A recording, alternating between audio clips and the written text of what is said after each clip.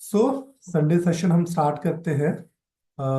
अभी साक्षी का सवाल था कि ऐसा कौन सा टेस्ट करें हम जिससे हम अपनी बॉडी के हॉर्मोन्स कंडीशन को समझ सकते हैं।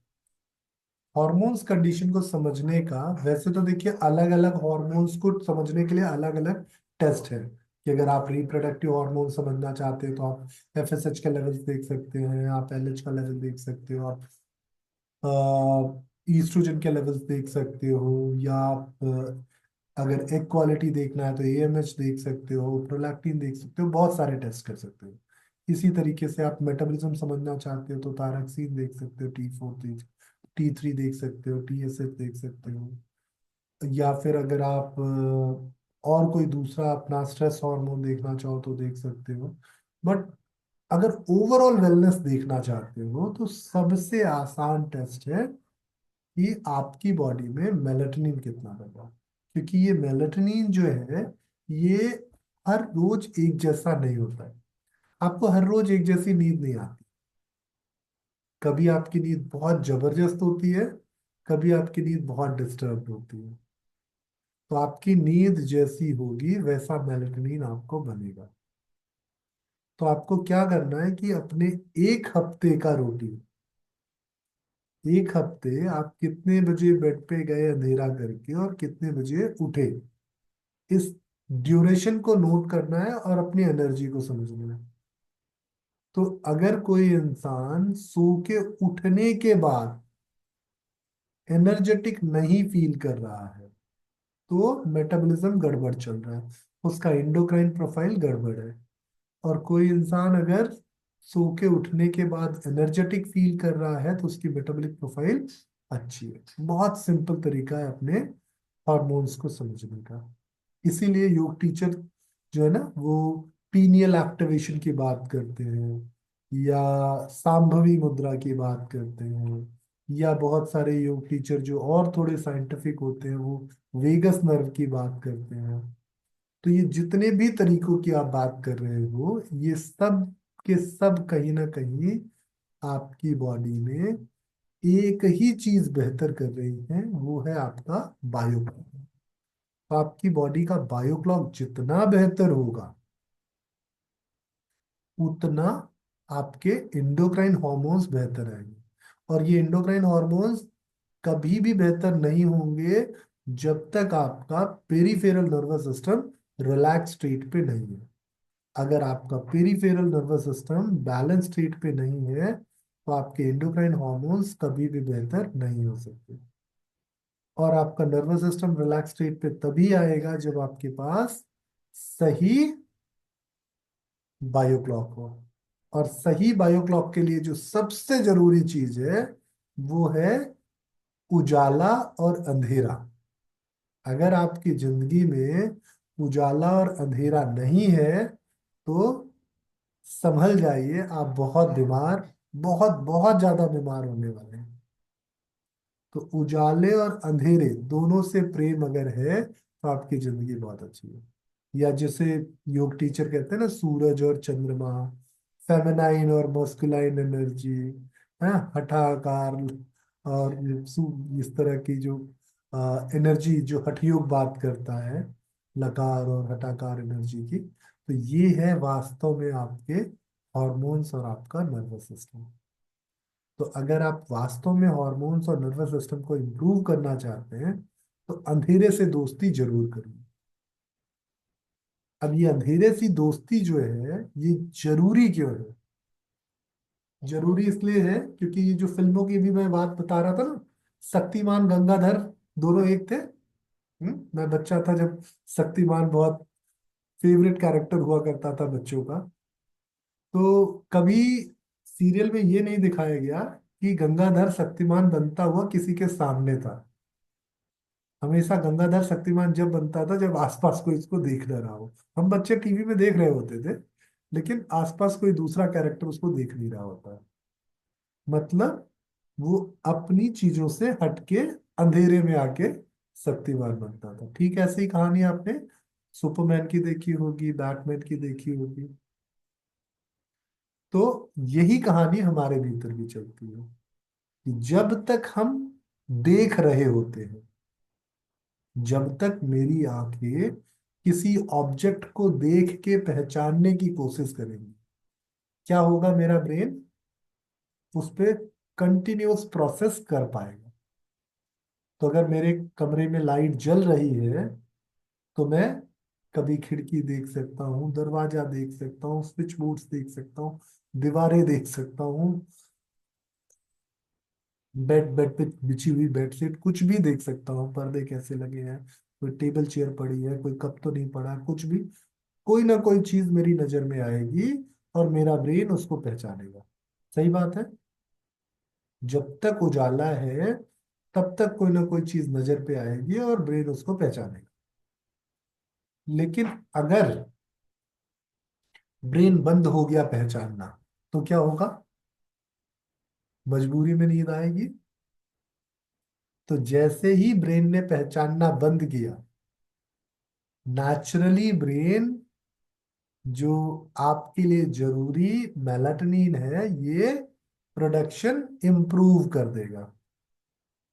अब यहाँ पे मेरे कुछ भाई बहन मुझसे थोड़े अलग हो सकते हैं, वो बोलेंगे कि जब नींद आती है तब कोई फर्क नहीं पड़ता, दोपहर है, रात है, आप सड़क के किनारे भी स्ट्रीट लाइट के नीचे भी सो जाते हो, कितनी भी ब्राइट लाइट हो आपके कमरे में आप सो जाते हो, नींद आना जरूरी है, अंधेरा जरूरी है। मैं बिल्कुल सहमत हूँ आपकी बात से कि अंधेरे और नींद आने में अंतर है। अंधेरे से आपकी नींद बेहतर हो जाएगी, अगर अंधेरा नहीं होगा तो आपकी नींद धीरे धीरे बेकार हो जाएगी। अंधेरा जो है वो आपकी नींद को, आपके हॉर्मोन्स को बेहतर करने के लिए बहुत जरूरी है। क्यों? क्योंकि अंधेरे से ही ये हार्मोन ज्यादा बेहतर रिलीज होगा। तो अगर आज से पहले आप लाइट ऑन करके सो रहे थे, तो अब अपनी लाइट को ऑफ करके सोने की आदत डालिए। जितना गहरा अंधेरा होगा आपके कमरे में, उतनी आपकी नींद बेहतर होगी। तो ये जो कॉन्सेप्ट है ना, एक छोटी सी लाइट जला देना जिससे कमरे में हल्की रोशनी हो, उठने के बाद दिक्कत ना हो, अगर आप ऐसा कुछ कर रहे हैं तो फिर वो जो आंखों के ऊपर वाले कवर्स आते हैं, वो कवर यूज कर लीजिए, पर लाइट जला के मत सोइए। जब तक आंखें कोई चीज देखेंगी, पहचानेंगी, तब तक अच्छा मेलेटोनिन बनना नहीं चालू होगा। कभी सुना है आपने किसी से कि आंखें खोल के मेडिटेशन होता है? आप जब मेडिटेशन कराते हो तो क्या करते हो? आंखें बंद रखें, जब तक ना कहा जाए आंखें खोलने को। है, योग निद्रा में कहते हैं ना, आंखें बंद करके मन की आंखों से फील कीजिए। तो योग निद्रा जो है वो बेहतर तरीका है नर्वस रिलैक्सेशन का। योग निद्रा में जब आप पार्ट बाय पार्ट फील करते हो, उनको रिलैक्स करते हो, तो क्या होता है, जहां आपकी अवेयरनेस गई वहां पे नर्व सप्लाई स्टिमुलेट हो गई, नर्वस सिस्टम स्टिमुलेट हो गया, और स्पेसिफिक कैपिलर ब्लड फ्लो इंप्रूव हो गया। तो जब स्पेसिफिक कैपिलर ब्लड फ्लो इंप्रूव होगा, तो आपको अच्छा सा रिलैक्सेशन मिलेगा। तो ये बहुत सिंपल तरीका है अपने हॉर्मोन्स को इम्प्रूव करने का। तो अगर आप पीसीओडी का इलाज कर रहे हैं तो भी इस चीज को बहुत प्रायोरिटी से रखिएगा। इंसोम्निया का इलाज कर रहे हैं तो ये पक्की जरूरत बन गई आपकी। अगर आप थायराइड का इलाज कर रहे हैं तो भी ये बहुत बड़ी जरूरत पड़ गई। अगर आप ओबेसिटी ठीक कर रहे हैं तो भी ये बहुत बड़ी जरूरत हो गई। अगर आप प्री डायबिटिक कंडीशन ट्रीट कर रहे हो, डायबिटीज टाइप 1 पे बात कर रहे हो, इंसिपिटस कंडीशन पे बात कर रहे हो, तो ये बहुत जरूरी चीज होगी।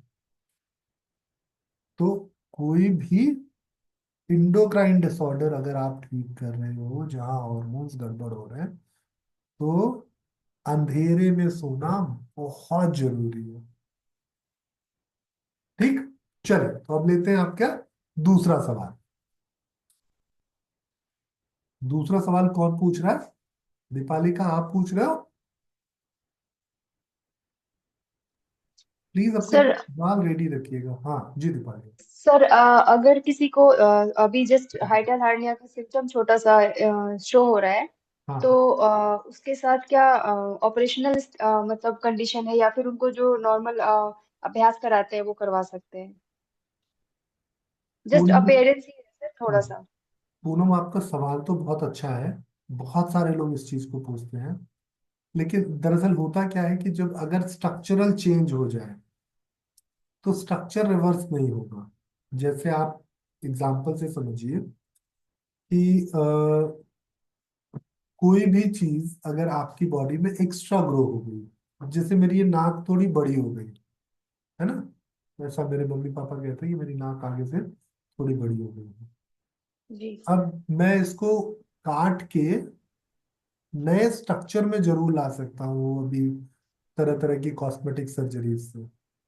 लेकिन अगर मैं चाहूँ कि कुछ भी एक्सरसाइज कर लूँ या कुछ भी और कोई लेप लगा लूँ, कुछ अच्छा खाना खा लूँ, तो क्या मेरी नाक छोटी हो जाएगी?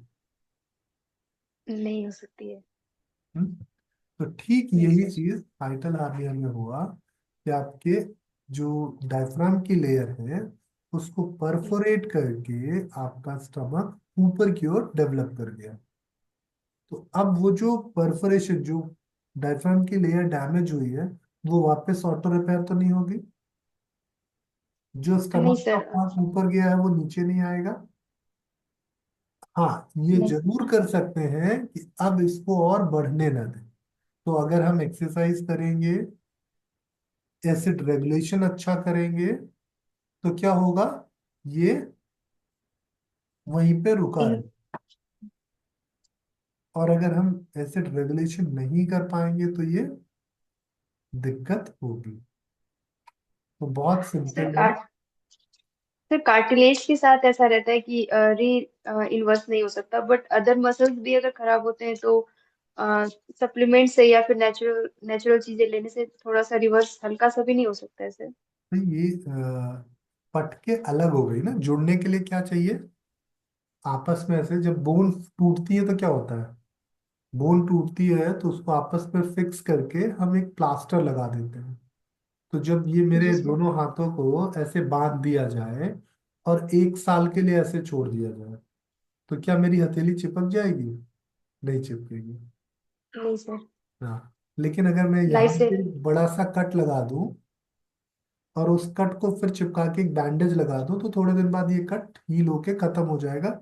मेरे को यहाँ पता ही नहीं चलेगा कटा था। समझ रहे हो आप? जी सर। तो अगर ये, अब ये कट लगाऊं और उसके बाद एक क्लिप लगा के ऐसे इधर रख दूं, एक क्लिप लगा के इधर ऐसे रख दूं, तो ये दोनों आपस में चिपक नहीं पाएंगे, तो नहीं ग्रो होगा। फिर अंदर से नया मस्कुलर डेवलपमेंट होना पड़ेगा। Okay sir. और ये सर जो हार्ट अटैक वाले पेशेंट रहते हैं, जो हार्ट वाले पेशेंट रहते हैं, उनको जनरली सर एक के बाद दूसरा, दूसरे के बाद तीसरा हार्निया ये सिम्टम आता ही रहता है। तो मतलब ऐसा उनके साथ ऐसा क्यों होता है? क्या उनका ट्रीटमेंट कर सकते हैं फिर कौन सा रोकने के सिम्टम लिए? आता रहता है? सर हाइटल हार्निया का सर, एक पेशेंट है, दो पेशेंट सिमिलर है एक। हाइटल हाइटल हार्निया हार्ट अटैक पेशेंट को आता रहता है? ये सर बार बार उनको ऑपरेशन कराना पड़ रहा है। नहीं नहीं, वो किसी और कारण से हो रहा है। हार्ट अटैक और हाइटल हार्निया का दोनों का आपस में कोई कनेक्शन नहीं। सर एंजियोप्लास्टी उनकी हुई है, हाँ, एंजियोप्लास्टी हुई हुई है। तब तो एंड हो देन उनके सकता है बाद। कि उनका एसिड रेगुलेशन थोड़ा गड़बड़ हुआ हो और वो फिर एंटासिड्स पे जा रहे हो।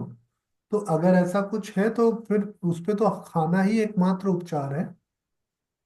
किसी को भी हाइपर एसिडिटी है तो खाना ही एकमात्र उपचार है। Okay sir. Thank you sir. अगर किसी भी इंसान को बार बार ऐसा कंडीशन हो रही है तो उसका एकमात्र उपचार खाना ही है। अगर आप खाने फूड से, रेगुलेशन सही करना पड़ेगा उनका यार। हाँ, और एक्सरसाइज से कैसे उसको रिवर्स करोगे आप, सोचो। नहीं एक्सरसाइज, सर, पहले तो बेसिक तो सिर्फ फूड पर ही ध्यान देना पड़ेगा, उसके बाद वो एक्सरसाइज काम करेगी। देखिए एसिड जो है बनता कैसे, पूरे मैकेनिज्म को समझते हैं तो हम इसका सही जवाब अच्छे से समझ पाएंगे। ठीक है, बाकी सब भी इसको बेहतर रिलेट कर पाएंगे। जी सबसे सर। पहले समझते हैं कि हमारे स्टमक में HCl रिलीज कैसे होता है। हमारे स्टमक में HCl रिलीज करने के लिए ब्रेन जो है एक सिग्नल भेजता है, जिस सिग्नल से HCl रिलीज होता है। ठीक। तो जब ब्रेन ये सिग्नल कम भेजेगा तो HCl कम बनेगा, जब ब्रेन ये सिग्नल ज्यादा भेजेगा तो ये HCl ज्यादा बनेगा। यहां तक क्लियर है? जी सर। अब ब्रेन जब स्ट्रेस हो गया, है ना, ब्रेन जब किसी और काम में बिजी हो गया, तो क्या करेगा? अब इस काम को वो HCl। इरेगुलर तरीके से करेगा। तो ब्रेन को अगर आप एक्सरसाइज करके थोड़ा कंट्रोल करके ब्रेन को थोड़ा बेहतर करते हो, तो जाहिर सी बात है एसिड सिक्रेशन में हेल्प मिलेगी। जी सर। दूसरी चीज क्या है? ये HCl सिक्रेशन आपके मेटाबॉलिक नीड के ऊपर निर्भर करता है, कि आपका अगर ज्यादा एनर्जी की जरूरत है तो ज्यादा खाना आएगा, ज्यादा एसिड आएगा, बॉडी उसको एसिमुलेट करके ज्यादा एनर्जी में कन्वर्ट करेगी। ठीक, तो मेटाबॉलिक नीड को पहचानना कौन पूरा करेगा? पहले तो मुंह पूरा करेगा, हाँ। क्योंकि मुंह से जब यस तक सर। सलाइवा आपके खाने में सही से नहीं मिक्स होगा, तो उसको एसिमुलेट करने के लिए सही सा HCl नहीं आएगा। और ये दोनों चीजें अच्छी होंगी तो तीसरी चीज आपका लिवर फंक्शन अच्छा होना चाहिए। तो जब आप एक्सरसाइज करोगे लिवर फंक्शन इंप्रूव होगा, और खाने को अच्छे से चबा के खाओगे तो आपके सिक्रीशंस अच्छे होंगे, तो नेचुरली आपका एसिड जो भी रिलीज हुआ है वो यूटिलाइज हो जाएगा, तो आपको उससे डिस्टरबेंस नहीं होगी, जैसा एक नॉर्मल लाइफ में होता है। तो लिवर हाँ सर। को इम्प्रूव करने की एक्सरसाइजेस करोगे, खाने को ढंग से चबा के खाओगे, अच्छी क्वालिटी का खाना खाओगे, ब्रेन को अच्छे से रेस्ट दोगे, तो चीजें बेहतर होंगी। तो आप ब्रेन को बेहतर करने के लिए एक्सरसाइज, आसन और प्राणायाम कर सकते हो। लिवर को अच्छा करने के लिए एक्सरसाइज, आसन और प्राणायाम कर सकते हो। और सबसे बड़ी चीज जो है वो है आपका खाना, कि आप खाना कैसा खा रहे हो। ज्यादा कैलोरी का खाना और कम कैलोरी के खाने में क्या डिफरेंस होता है? ये बहुत कॉमन चीज है जिसपे मुझे लगता है कि आप सबको वो समझना चाहिए, कि अगर मैं ज्यादा कैलोरी का खाना खा रहा हूँ और कम कैलोरी का खाना खा रहा हूँ, तो दोनों में क्या अंतर होगा? बताइए। पूनम आप बता दीजिए, कोई और बता दे। ज्यादा कैलोरी का खाना खाना या कम कैलोरी का खाना खाना, क्या अंतर होगा? यहाँ मैं कम खाना खाने की बात नहीं कर रहा हूँ। मैं आपको एक बार जी करेक्ट कर देता हूँ कि मैं यहाँ कम सर। खाना खाने की बात नहीं कर रहा हूँ। मैं ज्यादा सर एनर्जी लेवल में डिफरेंस रहेगा एंड स्टोरेज कम, जो ज्यादा कैलोरी वाली फूड हम इंटेक करेंगे वो मेटाबॉलिज्म के लिए भी थोड़ा मतलब जो एंजाइम्स है उनको भी ज्यादा वर्क करना पड़ेगा एंड बॉडी में स्टोर भी ज्यादा होगा वो सर, ज्यादा कैलोरी वाले फूड से एंड कम कैलोरी वाले फूड से एनर्जी लेवल भी थोड़ी, वो तो रिक्वायरमेंट पे डिपेंड करेगा ना सर, कि पर्सन टू पर्सन कितनी रिक्वायरमेंट है उनकी। नहीं नहीं नहीं, उल्टा बोल सर रहे। या फिर HCl पर डिपेंड करेगा, ज्यादा HCl बनेगा बॉडी में नहीं नहीं ज्यादा कैलोरी लेने पर। नहीं, अगर आपने कम कैलोरी का खाना खाया तो आपके सारे सिक्रेशंस अच्छे से यूज हो जाएंगे। ठीक, जैसे आपने मानो कम कैलोरी का 250 ग्राम खाना खाया, और ज्यादा मतलब ऐसे भी मत समझो, आप खाने की क्वालिटी से समझ लो, है ना, तो आपको बेहतर अंडरस्टैंडिंग होगी मैं कहना क्या चाह रहा हूँ। मैंने एक बड़ी प्लेट भर के सलाद खाया, मैं खीरा, गाजर, टमाटर, मटर, और क्या खा सकता हूँ, गोभी खा सकता हूँ कच्चा, और मैं क्या खा सकता हूँ कच्चा, बीटरूट खा सकता हूँ, है ना, ऐसे खूब सारी चीजें सब्जियां भर के मैंने एक पूरी बड़ी प्लेट भर के खाया। तो इसको खाने में अप्रोक्स कितनी कैलोरीज होंगी? 200 300। लेस कैलोरी फूड है सर जी। है ना, तो 200 300 कैलोरीज होगी इसको खाने में। और इतना खाते खाते खाते खाते मेरी हालत खराब हो जाएगी। हाँ, एक पूरा थाली भर के खाना मेरे लिए मुश्किल होगा। और वहीं मेरे छोटे भाई ने 5 गुलाब जामुन खाए। 5 गुलाब जामुन कितना हो गया? थोड़ा सा बट कैलोरी वाइज ज्यादा है। 5 गुलाब जामुन अगर 150 150 कैलोरी का भी एक गुलाब जामुन हुआ, तो 750 हो गए। 750, यस सर। हैं? जी। तो मैंने अब उल्टा मैं ही बोल दिया सर। मैं भी अंदाजा ही बोल रहा हूँ। गुलाब जामुन एग्जैक्टली 200 का भी हो सकता है, 100 का भी हो सकता है, 150 का भी हो सकता है। वो साइज और कितना सीधा उसने एब्जॉर्व किया है, कितना मीठी चीनी का सीधा है, वो बहुत सारी चीजों पे निर्भर करता है। कितना आपने किस में उसको फ्राई किया है, उस पर भी निर्भर करता है। तो एक हाइपोथेटिक एग्जांपल है ये कि 750 कैलोरी। तो 750 कैलोरी को प्रोसेस करने के लिए बॉडी को ज्यादा मेहनत करनी होगी या कम मेहनत करनी ऑब्वियसली ज्यादा करनी पड़ेगी सर। होगी? उल्टा है, कम मेहनत उल्टा करनी। हो रहा है ये। देखिए क्या होगा सर कि समझ में नहीं आ रहा सर, उल्टा कैसे हो जा रहा है ये। भाई जब मैंने मतलब मैंने सब्जियां खाई, तो इतनी सारी सब्जियां हुई। इस सब्जी को पचाने के लिए जो HCl लगेगा, इसको गलाने के लिए ज्यादा लगेगा। मैंने जी सर। इतना सा गुलाब जामुन खाया, इतना सा, कम लगेगा सर। तो इसको एसिमुलेट करने के लिए कम HCl लगेगा। ज्यादा सर, गुलाब जामुन HCl। में ज्यादा लगेगा सर, फ्रूट में कम लगेगा सर। नहीं मेरे भाई, गुलाब जामुन में कम लगेगा। सर फूड कम है तो HCl भी कम ही लगेगा सर, ऐसा आप कह रहे हाँ, और क्या हुआ, कैलोरी ज्यादा है इसलिए ज्यादा HCl रिलीज होगा। नहीं समझे? हैं। नहीं सर, फिर आप वही कह रहे हैं कि ज्यादा HCl रिलीज होगा अगर कैलोरी कम देखिए है तो फिर तो देखिए, ज्यादा ही HCl हो गया ना सर। नहीं नहीं नहीं, ऐसे होगा। खाना कम है, पर जब आपके जबान पे गया तो जबान ने ब्रेन को एक समझ दी, ब्रेन ने एक अनुमान लगाया कि इतने कैलोरी का खाना है। तो जी। ब्रेन ने क्या किया, उतने कैलोरी के हिसाब से HCl दे दिया। जैसे एक हाइपोथेटिक एग्जांपल से समझो, तो आप बच्चे से समझ जाओगे।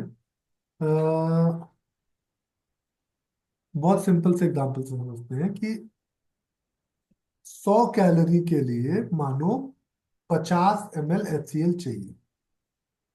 ठीक। जी।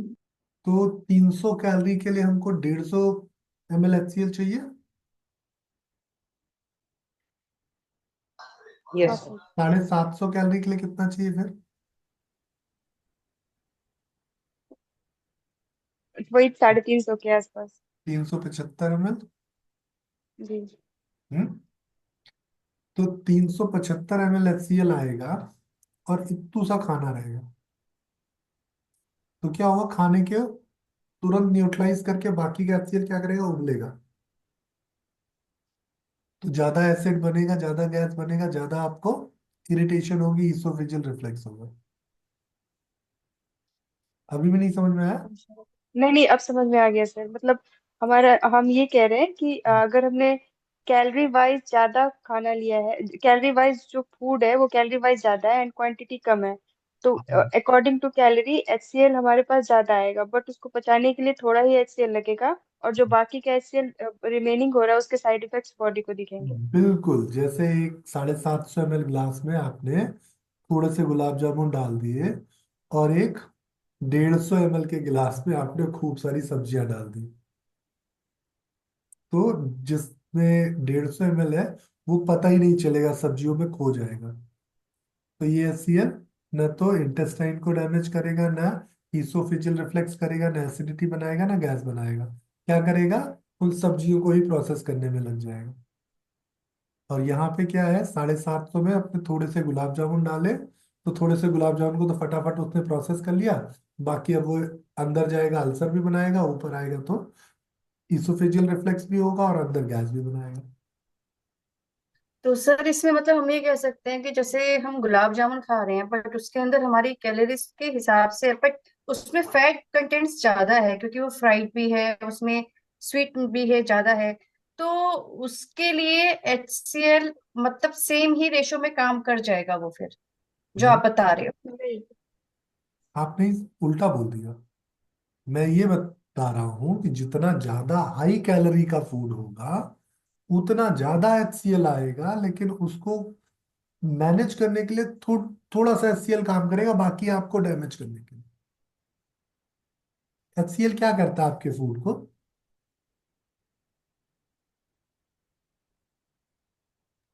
सर वो फूड ब्रेक करते हैं ना। फूड को, हाँ, ब्रेक करता है, एसिमिलेट करता है, उससे न्यूट्रिएंट्स अलग करता है ना, और स्टेरलाइज भी करता है। तो जैसे जब आप दीवार जोड़ने के लिए सीमेंट बना रहे होते हो, तो आप क्या करते हो, एक कटोरी रेती डाली, एक कटोरी सीमेंट डाला, 50-50 हो गया ये। अब इसमें आपने क्या किया, एक कटोरी पानी डाल दिया, तो ये पेस्ट क्या होगा, आपकी दीवार को प्लास्टर करने के लिए बेहतर हो। आपने एक कटोरी सीमेंट डाला, एक कटोरी रेत डाली, 5 कटोरी इसमें पानी डाल दीजिए। अब क्या ये प्लास्टर करने लायक बनेगा?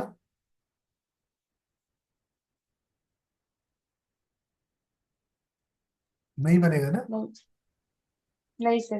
तो ठीक वही हो रहा है कि एक कटोरी खाना है, 5 कटोरी पानी आ गया, मतलब 5 कटोरी HCl आ गया, तो फिर बहुत सारा HCl इधर उधर फैलेगा और डैमेज कॉज करेगा। तो जितना ज्यादा कैलोरी का खाना होगा, उतना ज्यादा HCl आपकी बॉडी बनाएगी। समझ में आ गया आपको? यानी सर यस सर, ज्यादा ठीक है। जो जिस फूड में यानी ज्यादा कैलोरीज लग रही है उसको HCl तो कम लगेगा उसको पचाने में, बाकी का बॉडी को डैमेज करेगा जो HCl बचा है। हाँ, उसको न्यूट्रलाइज करने में कम लगेगा क्योंकि क्वांटिटी कम है, लेकिन जी कैलोरी सर। ज्यादा है, इसलिए ब्रेन ज्यादा बना रहा है। हाँ, और हाई कैलोरी होने के बाद भी उसमें कम क्वांटिटी लग रही है HCl की। जी जी, बिल्कुल। जी सर।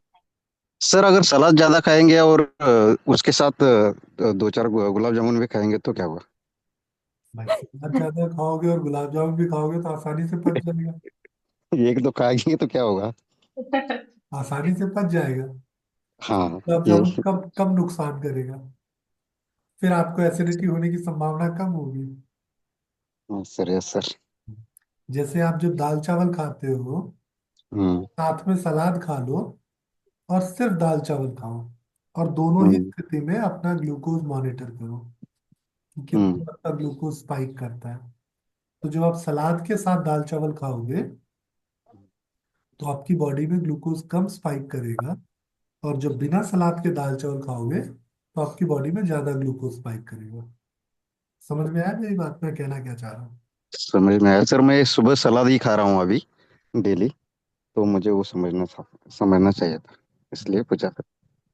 तो समझ में, ये हम विकसित कर रहे थे अभी कि जितना कम कैलोरी का ज्यादा क्वांटिटी में खाना जाएगा, वो आपके HCl को बेहतर करेगा। लेकिन हम क्या करते हैं, हमारी जो समझ है, हमें जब HCl रोकने के लिए हम कहते हैं कि खाना ढंग से खाओ, तो हम खाने की क्वांटिटी, पोर्शन छोटा करते हैं। पोर्शन छोटा नहीं करना है, वैल्यू डिक्रीज करनी है। पोर्शन बढ़ाना है, वैल्यू डिक्रीज करनी है। यही होना चाहिए खाने का सही तरीका। और आजकल जब कोई सही खाने की बात करता है, तो क्या कहता है, एक रोटी खाओ, है ना, थोड़ी सी सब्जी खाओ। तो क्वांटिटी कम नहीं करिए, कभी भी खाने की क्वांटिटी कम करना अच्छा डाइट नहीं है। तो जो लोग मुझसे ये कहते हैं ना, मैं तो बस एक रोटी खाती हूँ, तो मुझे लगता है कि ये बेचारे क्वांटिटी के पीछे पड़े हुए हैं। मैं तो बस दोपहर को एक रोटी लंच में खाती हूँ। मैं ब्रेकफास्ट में ज्यादा नहीं खाता हूँ सर, मैं ब्रेकफास्ट में सिर्फ एक कटोरी थोड़ी सी मूंग खाता हूँ। मैं डिनर में ज्यादा नहीं खाता सर, एक कटोरी थोड़ी सी ऐसे स्टीम्ड वेजिटेबल्स खा लेता हूँ, या कुछ कहते हैं एक एक रोटी और थोड़ा सा सब्जी खा लेता हूँ रात को। तो ये तरीका जो है अच्छा नहीं है। हमारा जो इंडियन ट्रेडिशनल तरीका है ना, थाली वाला, वो अच्छा तरीका है खाना खाने का। पर थाली में अच्छी चीजें खानी है, खराब चीजें नहीं। ये पूनम आपसे ही सीखा मैंने, वो ग्रुप में आपने अलग अलग थालियां डाली थी ना। जी सर। हम्म। तो वहां से फिर मैं उन थालियों पे थोड़ी रिसर्च कर रहा था, तो समझ में आया कि खाना इतनी सारी वैरायटी में क्यों खाना चाहिए।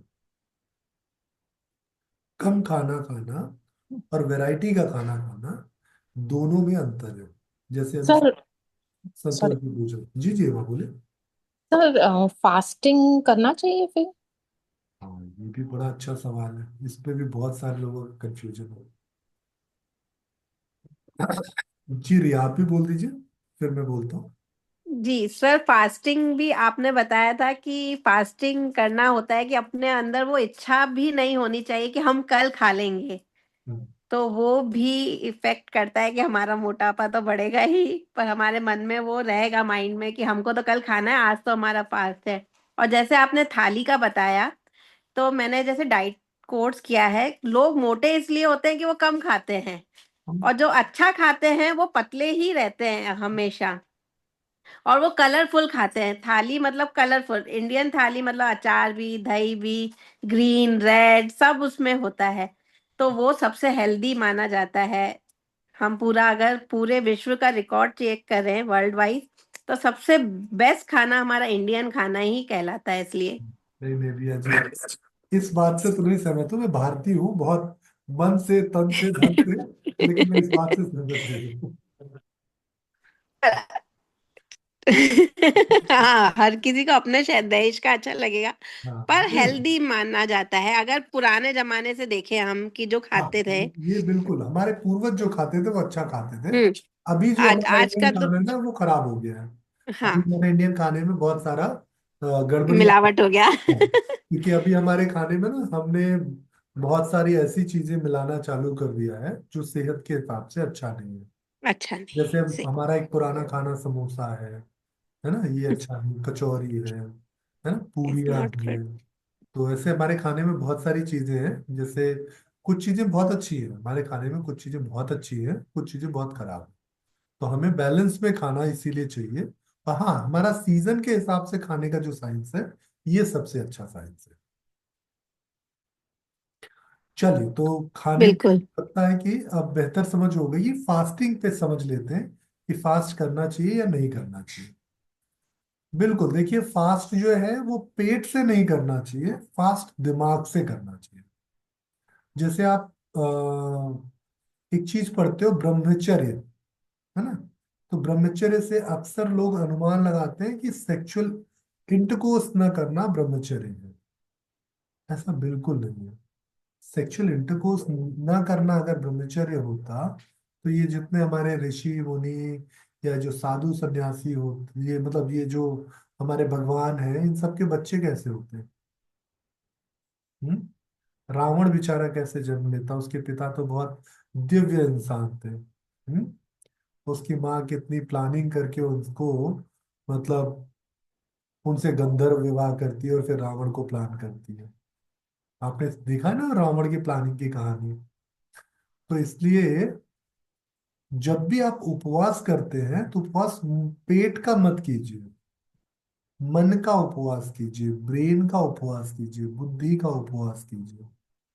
अगर आप पूरे दिन भर के रूटीन कर रहे हो, अपने 24 घंटे के सारे काम कर रहे हो, सिर्फ खाना छोड़ रहे हो, तो मैं कहूंगा ये गलत है।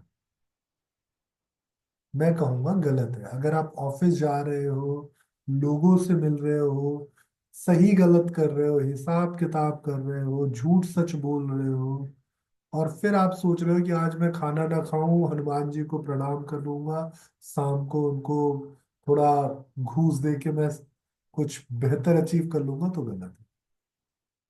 ठीक। तो अगर इस तरह की फास्टिंग है तो गलत है। अब सोचिए किस तरह की फास्टिंग होनी चाहिए। दो आपको उदाहरण दिखाते हैं। एक इंसान थे अन्ना हजारे, जिनके चेले कल हार गए। हम्म। और एक इंसान थे स्वामी रामदेव, जो हॉस्पिटल उठ के चले गए। दोनों ने हंगर स्ट्राइक की थी, आप सबको याद होगा।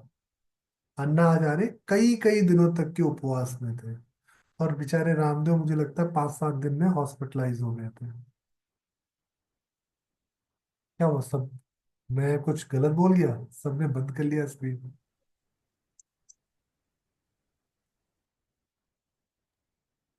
नहीं सर। हम्म। मैंने ये क्यों बताया, क्योंकि इसके पीछे एक कारण था। जब अन्ना हजारे जी ने फास्ट किया था, तो अन्ना हजारे जी ने अपने सारे विचारों और भावों का भी फास्ट किया था। अन्ना हजारे अपने उस हंगर स्ट्राइक पे एक साइलेंट पार्टनर थे जो उपवास करके बैठे थे, उनके पीछे दिमाग चलाने वाले दूसरे लोग थे, क्योंकि बेचारे अन्ना हजारे सरल स्वभाव के, सरल व्यक्तित्व के इंसान है, उनका इतना दिमाग नहीं चलता। राइट। तो उनके पूरे मूवमेंट को चलाने वाले दूसरे लोग थे जिनका दिमाग चल रहा था। और जब बाबा रामदेव जी ने फास्ट किया था, तो क्योंकि बाबा रामदेव जी थोड़ा टॉकेटिव इंसान है भाई, पब्लिक फिगर है, उनकी हर चीज में ओपिनियन होती है, उनको कोई भी चीज ऐसा नहीं है जो नहीं आता है। तो उसमें क्या था, ये रामदेव जी के फास्ट में रामदेव जी फास्ट भी कर रहे थे और बुद्धि भी चला रहे थे, इसलिए रामदेव जी जल्दी अस्पताल पहुंच गए। और अन्ना हजारे जी ने सक्सेसफुली कई ऐसे इवेंट्स किए हैं। तो अगर आप भी अन्ना हजारे जी वाला फास्ट करना चाहते हो तो बहुत अच्छी चीज है। फास्ट से अच्छी सफाई किसी और चीज से हो ही नहीं सकती। और अगर रामदेव जी वाला फास्ट करना है तो मत करिए। रामदेव जी वाला या मेरी मम्मी वाला या और किसी वाला ऐसा फास्ट करना तो मत करिए। सर बट जो योगा की जो और मतलब योगा में जो पढ़ाया जाता है सर, निर्जला फास्टिंग के लिए थोड़ा इंसिस्ट किया जाता है कि निर्जला फास्टिंग 12 पर क्लॉक तक रहना, तो वो नहीं, गलत है फिर सर? पूनम जी करिए ना, निर्जला फास्टिंग क्या बुराई है। हाँ लेकिन चंद्रमा वो पति वाला मत करिए कि रात को पति कुछ गिफ्ट देगा, वो वाला गलत है। निर्जला फास्टिंग में कोई कोई बुराई नहीं है। सर जैसे हठ योग प्रदीपिका कंडीशन भी और तो ग्रंथ संहिता में लिखा है कि हम्म। हमें आधा पेट भोजन करना चाहिए और आधा पेट हमें तो ये वो भी तो सही बहुत है ना अच्छी कि बात, हमें, हाँ ये तो बहुत अच्छी बात है। है ना सर। सर हम्म। मैंने इसी हिसाब से कई पहले मैं काफी बीमार रहती थी, तो मैंने जब से ये किया है तब से मैं बिल्कुल स्वस्थ रहती हूँ कि मैं आधा पेट ही खाना खाती हूँ, आधा पेट खाली छोड़ती हूँ, तो इससे मुझे बहुत फर्क पड़ा। नहीं ये तो तो बहुत अच्छी बात है, इसमें इसमें हाँ कोई जी। कोई गुंजाइश नहीं है कि ये हाँ गलत है। देखिए जितना आप कम कैलोरी का खाना खाओगे आपके सिस्टम को उतना कम तकलीफ होना पड़ेगा, जी। और जितना ज्यादा कैलोरी का खाना खाओगे उतना आपके सिस्टम को ज्यादा तकलीफ होना पड़ेगा। तो सीधी सी बात है कि सैलरी ज्यादा मिल रही है, काम कम करना पड़ रहा है, मजे मजे। और सर साढ़े जो कि जल्दी हमें खाना खाना चाहिए, तो 7:30 तक का खाना खा लेते हैं, तो अपना सुबह ही खाते हैं तो ठीक रहते हैं। बस ये पेट। सारी चीजें बहुत अच्छी है। पर ये जी। जो फास्ट को लेके कॉन्सेप्ट है ना हमारा, कि हफ्ते में एक बार खाली पेट रहना चाहिए, या हफ्ते में या फिर कुछ लोग कहते हैं कि 4 4 5 5 6 6 7 7 दिन का फास्ट करना चाहिए, इससे कुछ बड़ा चेंज आ जाता है। हाँ ये वाला कॉन्सेप्ट ठीक है कि चीनी छोड़ दो, चीनी तो वैसे भी नहीं खानी चाहिए, चीनी छोड़ दो। ये वाला कॉन्सेप्ट अच्छा है कि आप फ्राइड छोड़ दो, इस चीज से बिल्कुल अच्छा है। लेकिन ये सोचो कि 7 दिन तक मैं सिर्फ पानी पी के फास्ट करूंगा, तो इसमें भी बुराई तब तक नहीं है जब तक आप सिर्फ फास्ट कर रहे हो। बुराई तब हो जाती है जब सारे काम तो आप कर रहे हो, बस खाना नहीं खा रहे। मतलब समझे आप मेरा कहना क्या चाह रहा हो। जब अगर पैसे नहीं कमाओगे तो पैसे खर्च भी नहीं कर, पैसे नहीं कमा रहे हो और खर्च कर रहे हो तो आप क्या करोगे, कंगाल हो जाओगे। समझे आप। अब इसमें कुछ लोग मुझे ये कह सकते हैं कि नहीं नहीं मैंने तो पहले बहुत पैसे कमाए, मेरा तो बहुत बड़ा सा पेट है, मैं आज पैसे नहीं कमाऊंगा तो मेरे को कोई नुकसान नहीं होगा। बिल्कुल होगा, क्योंकि सेव किए हुए पैसे उड़ाने में बड़ी तकलीफ होती है। सेविंग जो करता है उससे पूछो कि जब उसको सेव किए हुए पैसों को ना, उसकी एफडी तोड़नी पड़ती है ना मेच्योरिटी से पहले, तो उसको बहुत दुख बहुत दर्द होता है यहाँ पे, हाय मेरी एफडी टूट गई। तो इसलिए बहुत जरूरी है कि आप अगर फास्ट कर रहे हो तो पूरा फास्ट करिए, नहीं तो मत करिए। नहीं तो फिर हेमा जी वाला कॉन्सेप्ट बहुत अच्छा है, कम खाओ मस्त रहो। सर एक और क्वेश्चन था। सर सर ये प्रीबायोटिक एंड प्रोबायोटिक का क्या इस रोल पर होता मैंने है? बहुत बहुत बार बात की है, प्रीबायोटिक प्रोबायोटिक्स क्या है, चलिए फिर से बात कर लेते हैं। Okay sir. प्रीबायोटिक्स बेसिकली वो है जो आप ऊपर से देते हो, है ना, जो अंदर जाके प्रोबायोटिक बन जाते हैं। जैसे एग्जांपल के लिए आप लो कैलोरी का खाना खाते हो, ये अंदर जाता है, आपके भीतर के जो गुड बैक्टीरियाज है, इसको खाते हैं और खाने के बाद पॉटी करके प्रोबायोटिक बना देते हैं, है ना। और दूसरा तरीका क्या हो, प्रोबायोटिक्स क्या है, प्रोबायोटिक्स ये है जो पहले ही बैक्टीरिया खा के पॉटी करके उसको बना दिए, अब उसको आप खा लेते हो, तो ये प्रोबायोटिक्स हो। तो जैसे आप जो फर्मेंटेट करके कुछ बनाते हो ना, इडली बनाते हो, दही बनाते हो, ऐसी चीजें खाते हो, तो ये प्रोबायोटिक्स है। और जब आप नॉर्मली कोई चीज खाते हो और आपकी अंदर की गुड बैक्टीरियाज उसको पहले अपने भीतर प्रोसेस करते, तो वो दूसरा वाला परफेक्ट है।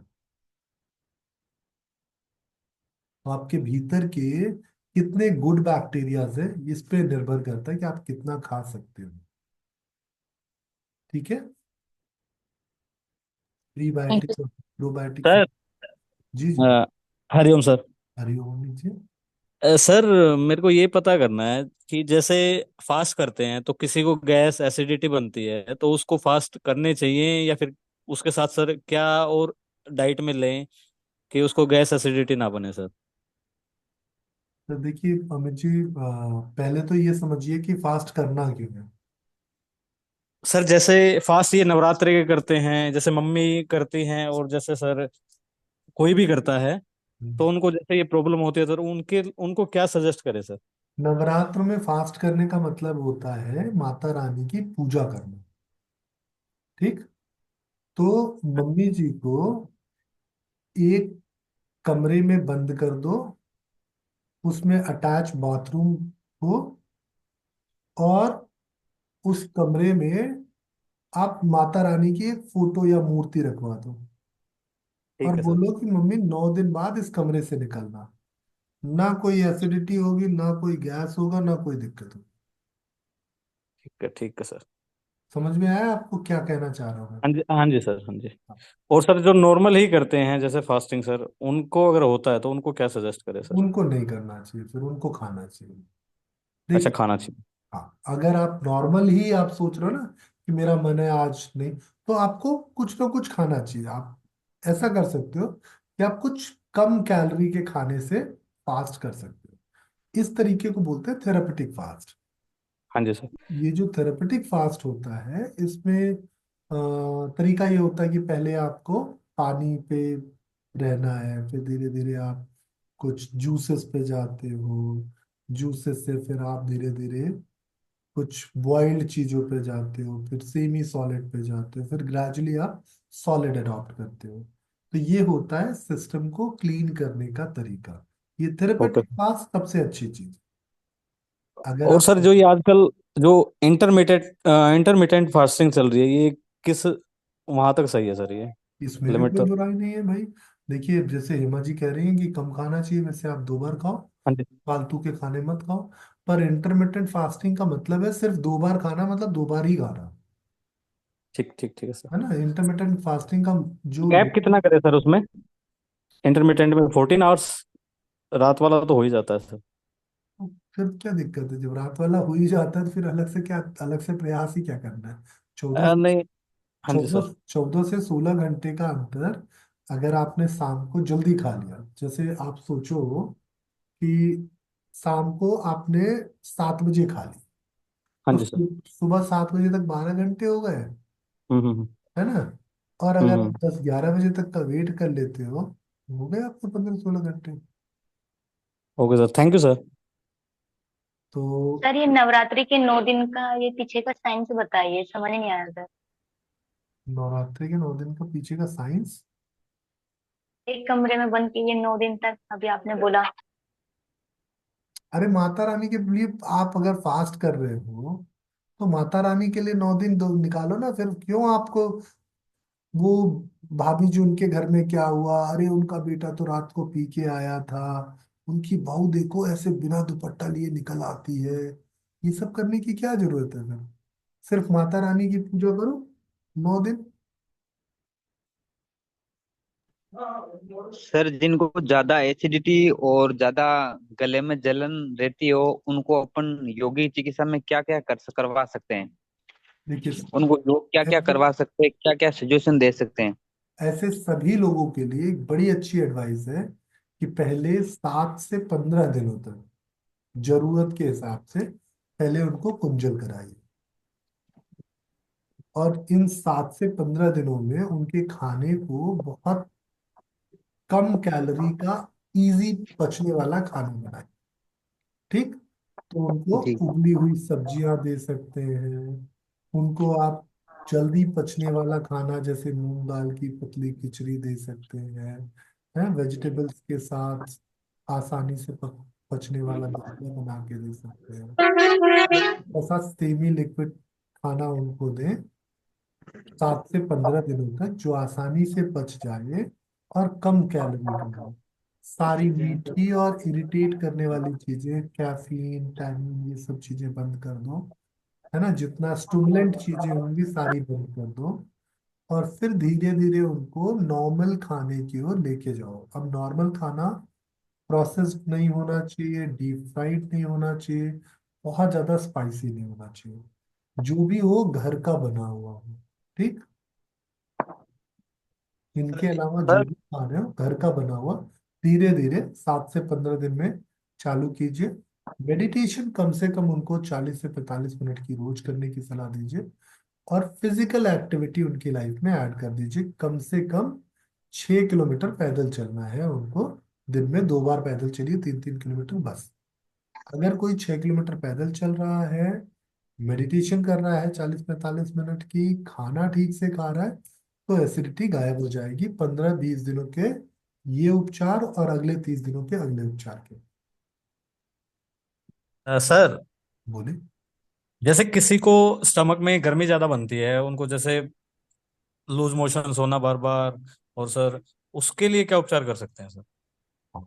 उसके लिए भी यही उपचार काम आएगा, क्योंकि गर्मी बनती ही एसिड के एक्सेस सिक्रेशन की वजह से है ना। हाँ, अगर उनका लिवर कम काम कर रहा है, तो मैं कहूंगा कि लिवर के लिए कुछ दवाइयां भी आप एडवाइस कर सकते हो, और कुछ एक्सरसाइजेस भी आप एडवाइस कर सकते हो जो हेपेटिक आर्टरी की और ब्लड फ्लो इंप्रूव करे, तो मदद होगी। तो एक सबसे स्टैंडर्ड और नॉन एडवर्स इफेक्ट वाली मेडिसिन आयुर्वेद की ली 52 है, ली 52 DS या ली 52। आप उनको उनकी कंडीशन के हिसाब से दिन में 2 बार लेने की सलाह दे सकते हो। साथ साथ हेपेटिक आर्टरी की और ब्लड फ्लो बढ़ाने वाले कुछ आसन प्रैक्टिस करा सकते हो आफ्टर 45 डेज, इसी इसी रूटीन में, तो पेट की गर्मी में भी राहत हो जाएगी। सर ये कुंजल क्रिया की कोई एज सीमा है कि हमें इतने से बच्चों को नहीं कराना या बड़ों को नहीं कराना, कुछ ऐसा? जब तक बच्चे समझदार न हो, 9-10 साल तक, तब तक नहीं कराना चाहिए हमें? तब तक नहीं करा पाएंगे आप। बाकी को करा सकते हैं मतलब, बड़े जो हैं उनको सबको करा सकते हैं, बड़े कोई एज लिमिट नहीं है? एज लिमिट तो नहीं है, सेहत जरूर है। अब कोई 80 साल का सेहत है देखे कि जो, उसकी सेहत कैसी है। कोई अगर ठीक है, बहुत बेड रिडन है तो नहीं कर पाएगा, तो जो कर सकता है उसको करा था। ठीक है सर। ठीक है, थैंक चलिए तो आज की बातचीत को यही समाप्त करें, या आप में से कोई सब्जेक्टिव, कोई बड़ा सवाल सब्जेक्टिव पूछना चाह सर रहे एक क्वेश्चन और पूछना था सर। हैं? बताइए। हाँ सर, जैसे रात को डिस्कस हुआ था हमारा सिस्ट पे, तो दोनों के अलग अलग हैं, तो एक तो बिल्कुल ठीक हो रही है, मैंने आपको बताया कि आपने जो मुझे बताया वैसे करके काफी 1 महीने में बहुत प्रोग्रेस कर गई है वो। और जो दूसरी का डिस्कस हुआ है सर, वो होम्योपैथी दवाई खा रहे हैं, तो क्या इसका इलाज सिस्ट का होम्योपैथी दवाई में है? मैंने आपको वॉइस नोट भेजा था। सर मैंने शायद देखा नहीं, सॉरी सर मैं देख लेती हूँ। कोई बात नहीं। देखिए, मैं होम्योपैथी का विशेषज्ञ नहीं हूँ, ठीक है। लेकिन मैं ये जरूर जानता हूँ कि कोई भी चीज अगर एक बार डेवलप हो गई है तो वापस नहीं जाएगी। मेरी नाक जिस तरीके से छोटी हाँ जो आप बता रहे थे अभी, थी, ठीक है। उसी ठीक तरीके है। से एक बार फाइब्रॉइड बन गया है तो वापस नहीं जाएगा। अगर ये ओवेरियन सिस्ट होता तो डेफिनेटली होम्योपैथी, लाइफस्टाइल, किसी भी और तरीके से बेहतर हो जाता, जी सर। है ना। तो हम्म, इसलिए फाइब्रॉइड के लिए किसी भी तरीके का इलाज करना, मुझे लगता है कि दवाई का इलाज सिर्फ और सिर्फ सपोर्टिव ट्रीटमेंट हो सकता है। बिना लाइफस्टाइल को बदले, बिना हॉर्मोन्स की स्थिति को बदले, फाइब्रॉइड की ग्रोथ को स्लो नहीं किया जा सकता। और फाइब्रॉइड की ग्रोथ स्लो नहीं होगी तो फिर सर्जरी कराना ही एकमात्र ऑप्शन बचेगा। तो सर उनको मतलब अभी तो मतलब वॉक करें, उसके बाद प्राणायाम आपने बताया वो मैं उन्हें करूँ, बाद में एक्सरसाइज कम से कम कितने मंथ बाद सर? कितने मंथ बाद नहीं, जब उनकी प्रॉब्लम थोड़ी बेहतर हो जाए, उनका ब्लीडिंग फेज थोड़ा बेहतर हो जाए, चीजें थोड़ी इजी हो जाए, तो फिर उसके बाद उनको एक्सरसाइज पे लेके आएंगे। जैसे हीमोग्लोबिन के लिए उनको डॉक्टर ने आयरन बताए हैं, तो उनको आयरन लेने चाहिए नहीं लेने चाहिए? आयरन की मेडिसिन दी है उन्हें। आयरन अगर कम होगा तभी तो बताया। तो सर लेकिन होम्योपैथी वाले ने उनकी आयरन की गोलियां बंद करवा दी। मैं इस पर कोई टिप्पणी नहीं दे सकता क्योंकि मैं ठीक है सर, होम्योपैथी का जानकार नहीं हूँ। ठीक है सर, ठीक है, ओके। हो सकता है उन्होंने आयरन की कोई दूसरी दवाई दी हो अपनी, उनकी हाँ हाँ उनके ब्रांड को बंद करके दूसरी दवाई दी, मुझे नहीं मालूम ना, क्योंकि हाँ आयरन जी हाँ बंद जी, करने का तो कोई सेंस समझ में नहीं आया। हाँ आयरन जी हाँ जी, की मुझे वजह भी नहीं लगा। आयरन की वजह से उनकी प्रॉब्लम इंप्रूव ही होगी, डिक्रीज नहीं होगी। क्यों हाँ, इंप्रूव क्योंकि मुझे होगी? ने जब डिस्कस किया तो मुझे लगा मैंने कुछ गलत है, मैं कहा मैं सर से डिस्कस करती हूँ तो मुझे। क्योंकि आयरन जितना ज्यादा उतना ज्यादा ऑक्सीजन। हम्म। ठीक। Thank you sir. बहुत बहुत धन्यवाद। अरे 4 लोगों ने नमस्ते मैसेज सर। किया। सर एक बच्चे की 14 साल है और उसको अभी अल्ट्रासाउंड कराया तो उसको किडनी स्टोन है, तो उसके लिए सर योग आयुर्वेद में क्या ट्रीटमेंट देना चाहिए? भुट्टे के बाल वाला वीडियो देखा है आपने? कौन सा सर? भुट्टे के बाल वाला मेरे यूट्यूब चैनल पे एक नहीं नहीं सर। वीडियो है जिसमें स्टोन कैसे इजीली डिसॉल्व कर सकते हो, पर जी उसकी सर। कुछ कंडीशंस भी हैं। देखिए, अगर स्टोन का साइज बहुत बड़ा है तो स्टोन्स नो डिसॉल्व, एमएम आया सर। हाँ, तो फिर अभी डिसॉल्व होने की संभावना है, मतलब ये अगर जी 10 mm से कम है तो डिसॉल्व होने की संभावना है। आप ट्राई कर सकते हैं एक बार। जी सर। तो यूट्यूब पे देख सकती हूँ ना सर आपको वो हाँ वीडियो? जी, हाँ जी, हाँ जी। चलिए, जी इस थैंक बहाने थोड़ा सा प्रचार भी हो गया। आ, वैसे मैं बहुत वीडियो देखती हूँ सर आपके यूट्यूब पे। Thank you sir. ये जो चैट पे सवाल आ रहे हैं, ये अगर आप लोग मुंह से पूछ लेंगे तो बेहतर है, कि चैट पे पढ़ना फिर रिप्लाई करना, मुझे लगता है कि आप खुद ही पूछ लो। जी sir, Hariom sir. Hariom. Sir मैं उठी हूँ। मैं सर फर्स्ट टाइम आपके लाइव में आई हूँ। मैं काफ़ी आपकी वीडियो वगैरह देखती हूँ, ग्रुप में भी ऐड हूँ मैं। बहुत ज़्यादा अच्छा मतलब सर आपका रहता है सेशन वगैरह। तो सर मेरा एक क्वेश्चन था कि जैसे नॉर्मली बोलते हैं लोग कि इवनिंग में राइस वगैरह नहीं खाना चाहिए, और कोलेस्ट्रॉल जिसका बहुत बढ़ा हुआ हो उसको भी, तो क्या ये सही है या फिर मतलब खाएं या नहीं खाएं? देखिए शिव, ये बहुत सब्जेक्टिव सवाल है कि जी नहीं खाना चाहिए, ये तो सही बात है। ठीक। जी रात को तो मैं कहता हूं कि खाना ही ना खाओ, और भी सही बात है। ठीक। जी सर। आप अर्ली इवनिंग खाना खा लो, रात को मत खाओ। लेकिन ये कहना कि चावल नहीं खाना है लेकिन और दूसरी चीज खाना है, ये गलत। जी सर। अगर कोई बोलता है आपको कि चावल मत खाओ लेकिन रोटी खा लो, तो मैं कहूंगा ये समझदारी नहीं है। अगर कोई कहता है कि चावल भी मत खाओ रोटी भी मत खाओ तो ठीक है। लेकिन अगर कोई कहता है चावल मत खाओ रोटी मत खाओ लेकिन किनुआ खा लो, या कोई अगर और आके कोई आपको बोले मिलेट की रोटी खा लो, या आपको रागी ज्वार की बाजरा रोटी वाला खा कुछ लो, भी खा लो जी। है ना, तो मैं कहूंगा गलत बात। क्योंकि रात के समय कुछ भी खाओगे तो वो अच्छी चीज नहीं है। हाँ, कम कैलोरी का खाना खाना ये बुरे से बेहतर है। कम कैलोरी का खाना खाना जी। बुरे से बेहतर है। तो सर मतलब जैसे राइस का जो बोलते हैं तो वो मतलब नहीं खाएं तो बेटर है? तो ये राइस और रोटी दोनों ही प्रमुख आहार है। ठीक। अब जी जैसे सर। जो लोग छत्तीसगढ़ में रहते हैं, मैं छत्तीसगढ़ के बॉर्डर पे ही, मतलब मैं जब पैदा हुआ था या जब मैं पढ़ रहा था 10th तक, तो छत्तीसगढ़ डिवाइड ही नहीं हुआ था। मतलब मैं जब 10th क्लास में था उसी साल छत्तीसगढ़ राज्य बना था, उससे पहले सब कुछ मध्य प्रदेश था। जी तो जी मैं सर। बॉर्डर पे रहता था, मेरे सारे मित्र जो है सब छत्तीसगढ़ के प्रॉपर निवासी थे। वो प्रोजेक्ट के काम की वजह से उनके फादर्स माइग्रेट होके आए थे, वो गवर्नमेंट सर्विसेज पे थे, तो हम प्रोजेक्ट की कॉलोनी में रहते थे। तो उससे हुआ क्या कि उनका जो प्रमुख खाना था चावल था। जी सर। तो अगर आप उनको बोलो कि नहीं भाई तुम चावल ना खाओ, तो बेचारे खाएंगे क्या, क्योंकि उनके यहाँ चावल ही उगता है, जी मतलब सर। मेजरली चावल उगता है। तो चावल या रोटी खाना मुझे नहीं लगता कि ये गलत है। खाना खाना ही जो है वो गलत है, या हाई कैलोरी का खाना खाना गलत है। इसलिए जो भी कहता है ना कि चावल नहीं खाना चाहिए, उसकी समझ यही है कि चावल हाई कैलोरी का फूड है, ये खाने से दिक्कत होगी। जी सर, हाँ ठीक है सर। हाँ। बाकी दूसरी और चीज, अगर आयुर्वेद के पॉइंट ऑफ व्यू से समझना चाहती हैं, तो जो भी चीजें जिसमें कफ की मात्रा ज्यादा हो, जो कफ प्रधान चीजें हैं, ये मेद बढ़ाती है। तो अगर कफ प्रधान चीजों का सेवन ज्यादा किया जाएगा तो मेद की वृद्धि होगी, आलस्य की वृद्धि होगी, वजन बढ़ेगा, तकलीफ बढ़ेगी। इसलिए चावल खाना अच्छा नहीं। क्लियर? सर कुछ लोग बोलते हैं कि जैसे इवनिंग में अगर वेट कम करना है तो इवनिंग में दाल चावल से ये चावल का मार निकाल के ऐसा मतलब जो वाटर जो निकाल के खाते हैं वो खा सकते हैं। मैं सच में बहुत कुकिंग एक्सपर्ट नहीं हूँ। चावल का मार निकालने से चावल हो सकता है थोड़ा कम कैलोरी का हो जाता हो, लेकिन मेरे हिसाब से अगर वेट कम करना चाहते हैं तो लो लो कैलोरी के खाने के बहुत सारे और ऑप्शंस भी हैं आपके पास। क्यों फालतू आप चावल खाएं, अगर आप जी चावल सर। बिना खाए रह सकते हैं तो। और हाँ अगर सर, नहीं, कोई इशू नहीं। अगर नहीं रह सकते तो थोड़ा सा चावल खा लीजिए, ज्यादा दाल खा लीजिए। साथ में सलाद वगैरह खा सकते हैं खूब सारा। बिल्कुल वही कह रहा हूँ कि आपको लो कैलोरी का खाना बनाना है, तो आप अपने खाने की वैरायटी ऐसी रखिए इसमें हाँ, पेट तो भर जाए, लेकिन कैलोरी कम से कम जाए। कैलोरी कम से उसकी।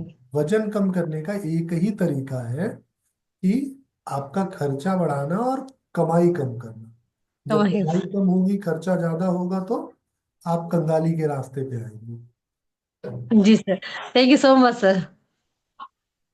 चलिए, तो आज की बातचीत को यहीं समाप्त करते हैं। आप सबके समय और सहयोग के लिए धन्यवाद।